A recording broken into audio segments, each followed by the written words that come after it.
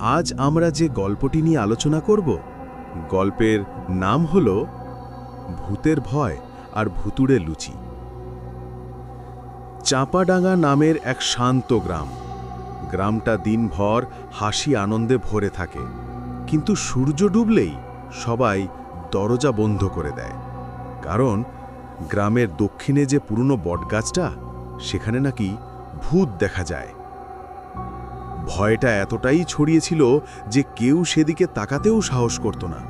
কিন্তু গ্রামের এক অদ্ভুত মানুষ, গোপাল কাকু, তিনি বড় গলায় ঘোষণা দিলেন, আমি ভূতে ভয় পাই না রে, ভূতই আমারে ভয় পায়। গ্রামের লোকজন হেসে লুটোপুটি, কাকু তুমি তো একেবারে পাগল। কিন্তু কাকু তখন একেবারে স্থির মুখে বললেন, আজ রাতে আমি যামু বটগাছ তলায়, দেখি ভূত খায় নাকি লুচি। রাত নামল, চাঁদের আলো ঝলমলে, বাতাসে শোঁ শোঁ শব্দ। গোপাল কাকু হাতে একটা লণ্ঠন, কাঁধে একটা চাদর আর ব্যাগে গরম গরম লুচি আর আলুর দম নিয়ে বেরোলেন। গ্রামের মানুষ জানালার ফাঁক দিয়ে তাকিয়ে দেখছে, দেখ দেখ কাকু যাচ্ছে ভূতের কাছে। গোপাল কাকু গিয়ে বসলেন বটগাছের নিচে। নিচে চাঁদের আলো, চারপাশে কুকুরের ডাক, ঝিঁঝি পোকার আওয়াজ। ঠিক তখনই একটা ভয়ঙ্কর শব্দ, কে আছিস রে ওখানে?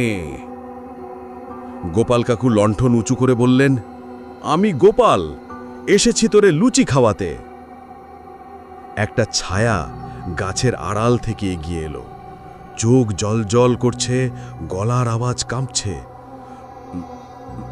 লুচি? গোপাল কাকু শান্তভাবে বললেন, হ্যাঁ লুচি, গরম গরম, সঙ্গে আলুর দম। আলোটা একটু বেড়ে উঠল এবং দেখা গেল ওই ভূত আসলে পঞ্চানন্দা, পাশের গ্রামের একেবারে মানুষ, ভূত নয়। গোপাল কাকু হেসে বললেন, এই যে তুই ভূত না মানুষ?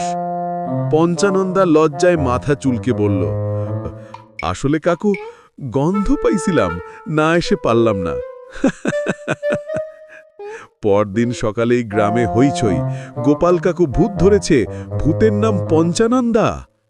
সবাই হেসে বলল, আমাদের গ্রামে ভূত নাই, আছে শুধু লুচিখোর।